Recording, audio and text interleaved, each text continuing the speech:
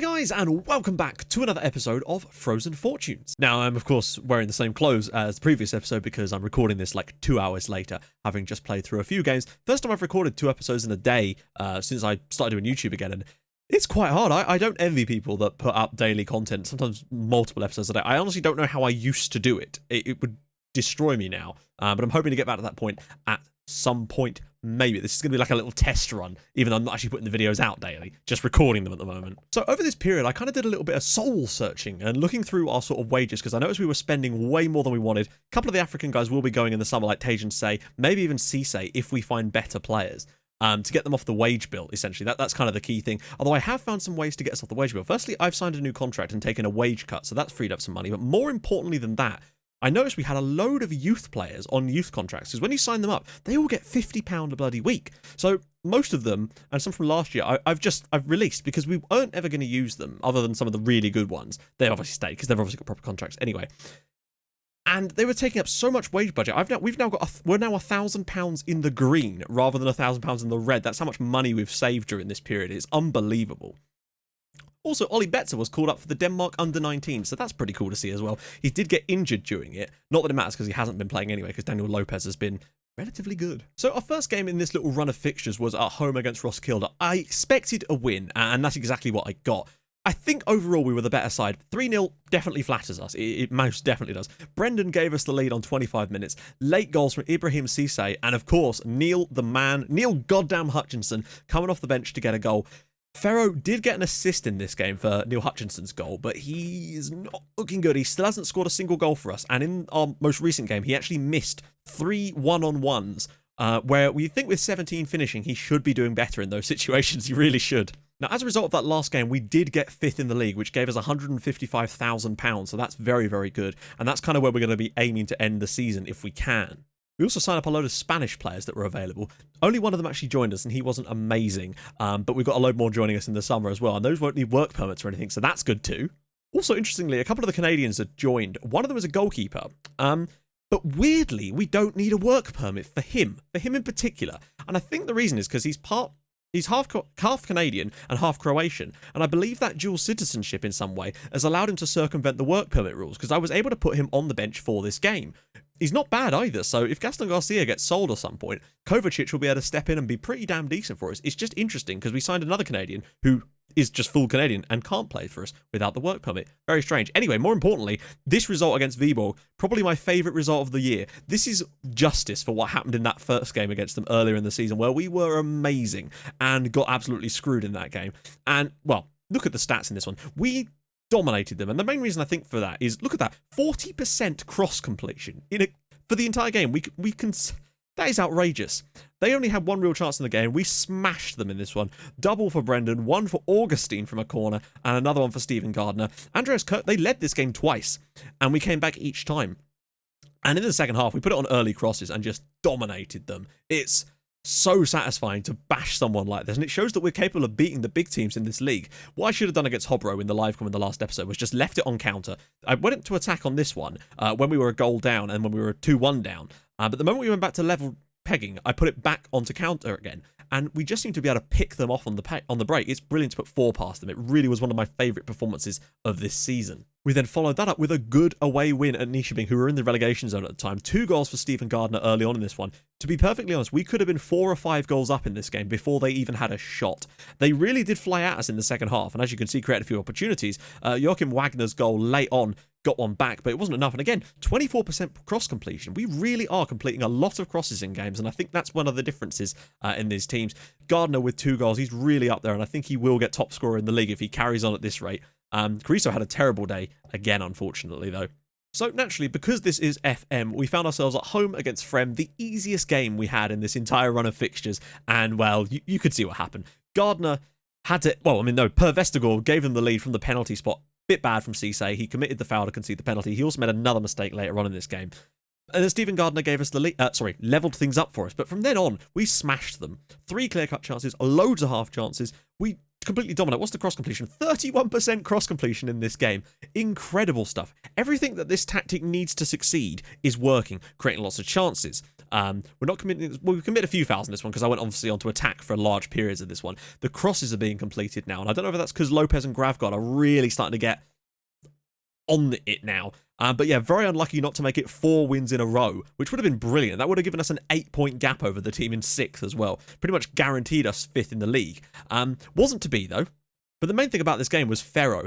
All 3 of those clear-cut chances were him. He was through on goal 3 different times, and he really has a problem. He's not scored for us. He's played 6 matches for us from the start and has not scored a single goal. I do believe he has 3 assists, but we need to see something from him because otherwise there's no point in having him at the club. I know he's got 17 finishing, but if he can't score a single goal when we're flying, then there's a real issue. Neil Hutchinson has scored more goals off the bench than he has in that period at all, and we've got strikers chomping at the bit to get in the team now.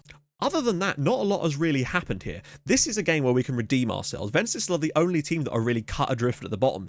Nishibing, there's going to be a large total for a team that gets relegated this year, and it won't be Ventisl at this case. We've only weirdly beaten them twice. I feel like we have a better record against them than that. But we are the favourite for today's game, which is saying something. We have no team news regarding injuries. Everyone is fit, which is always nice. Now, one player has joined us, which I've had to put in, give him a contract because I really do need some backup here, and that is Nick Locklear. He is a American centre-back. Decent enough. I mean, then again, is he any better? He's quite basic. The thing about Locklear that I like is the 13 heading, 10 marking, 13 tackling, great jumping reach. He's fairly professional and he's 6'4". I feel like in this kind of tactic, that might be what we need in that role. Someone that can just head shit away all day long. So we might get him in for today's game. Although he is not exactly match fit. No, I'm determined to give him a game, basically. Although, is that really wise? Because look, Augustin has actually been unbelievable in this run of fixtures. He's averaging a 7.05. If anyone was going to be replaced, it would be Carrizo. But I don't know if that's something I really want to do.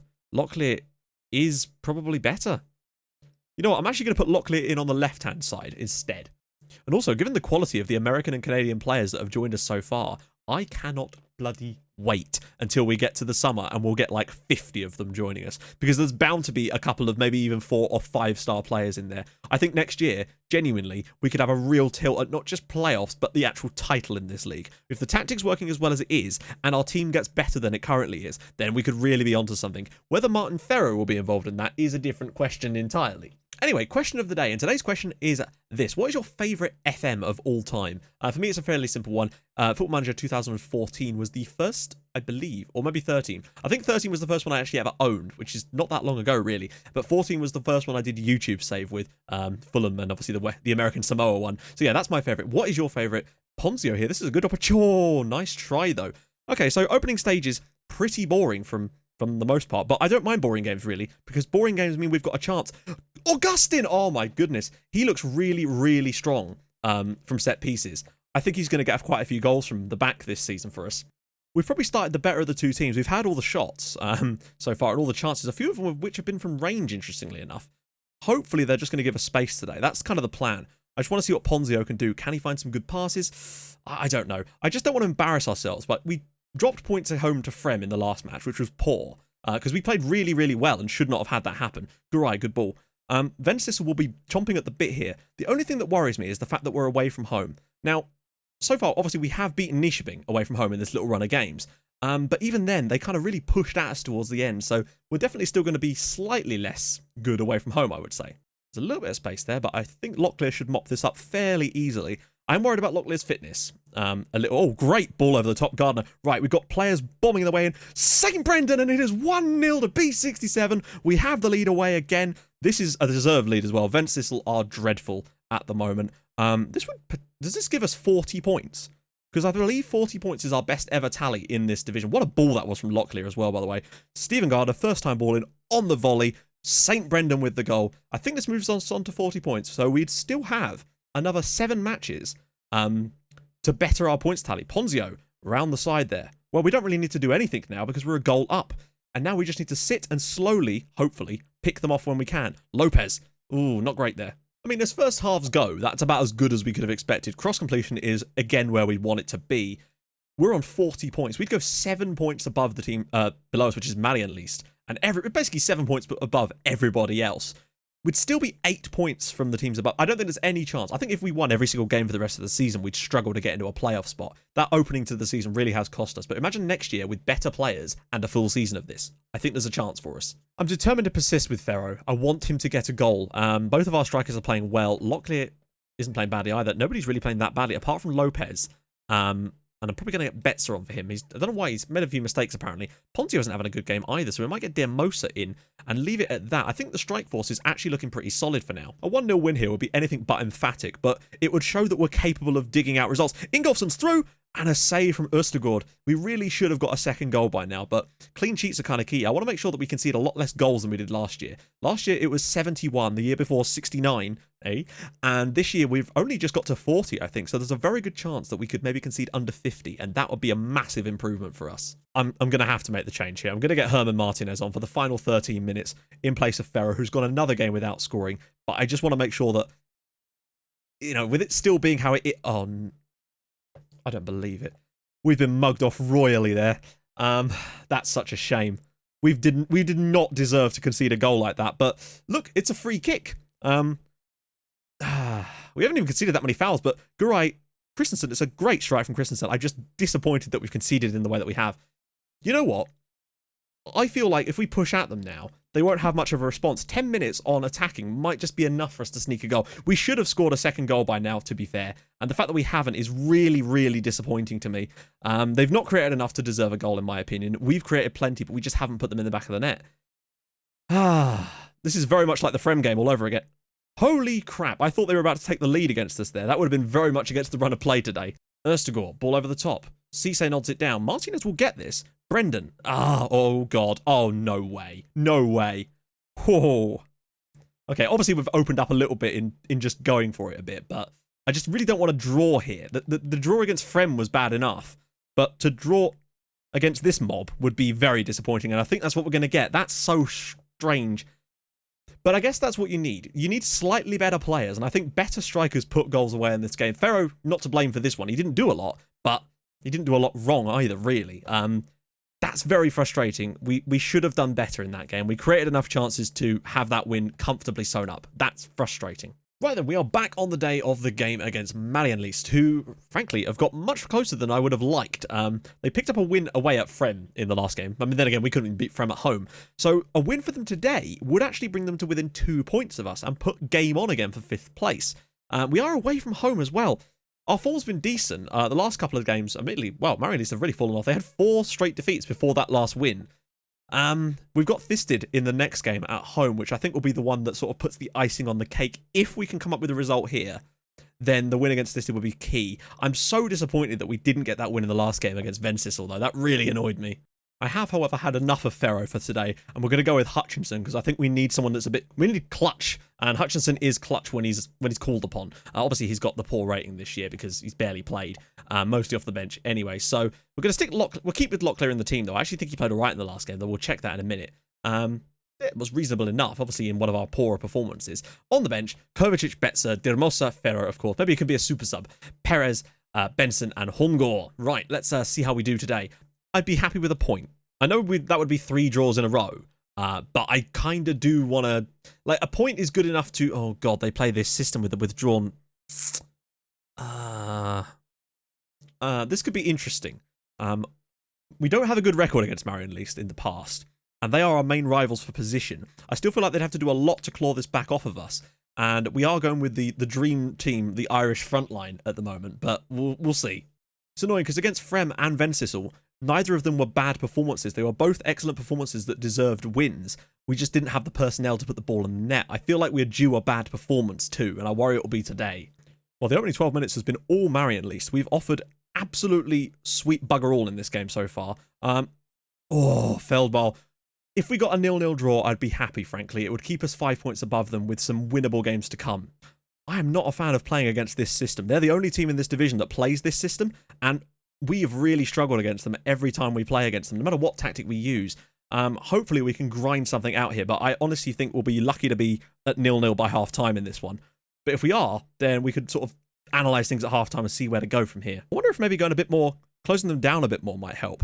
We're just sort of letting them off a little bit too much. Vang, ball in again. Kaufman's header and saved by Garcia. Their first shot on target. This game has not started well for us, but maybe here's a chance just to take some pressure off. Lopez, Locklear, nobody there.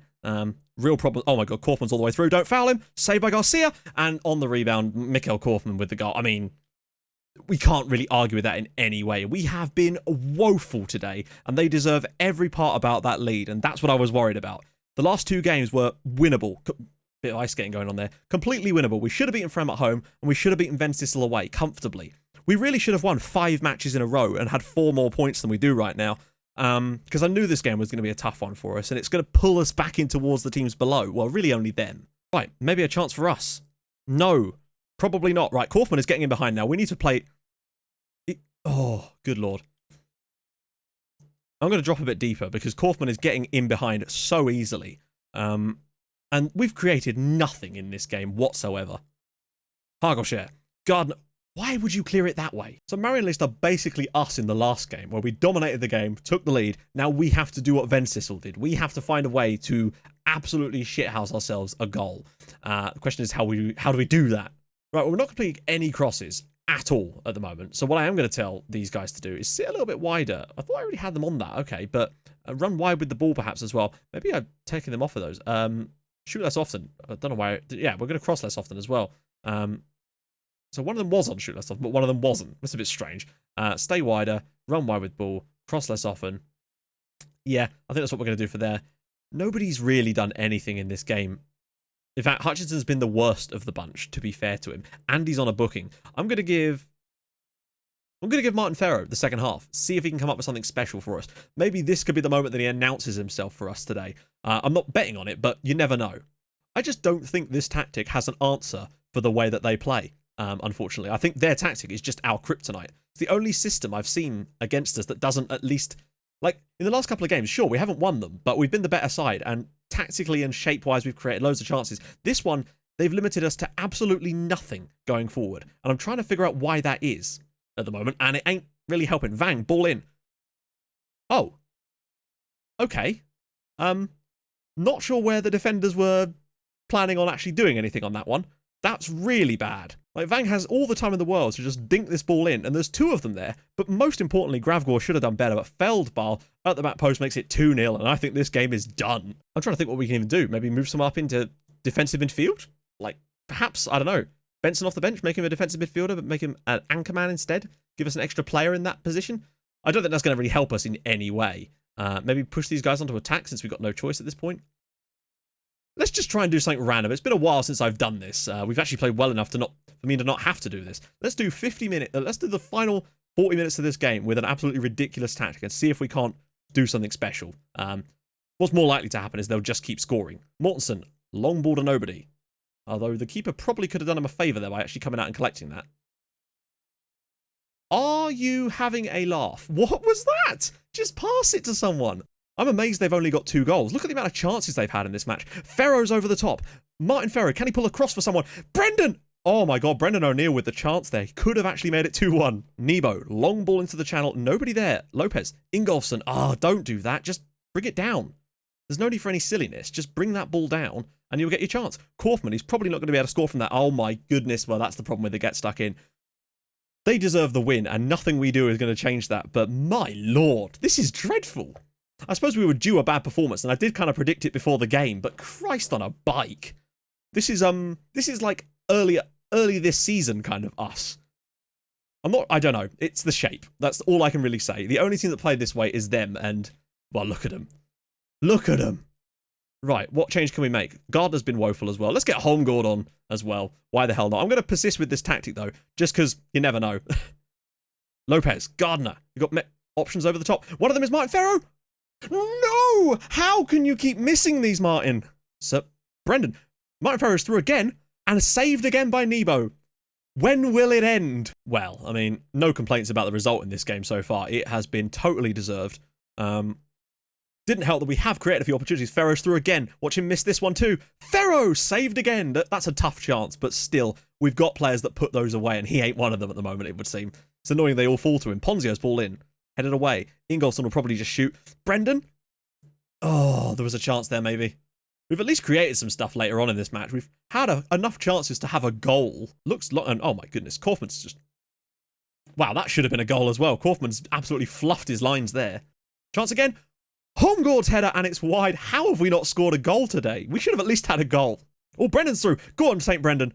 Brendan O'Neill, and how he's missed one as well. I've got to be just fair about that because Brendan's missed a sitter there too. Ferro, over the top for nobody.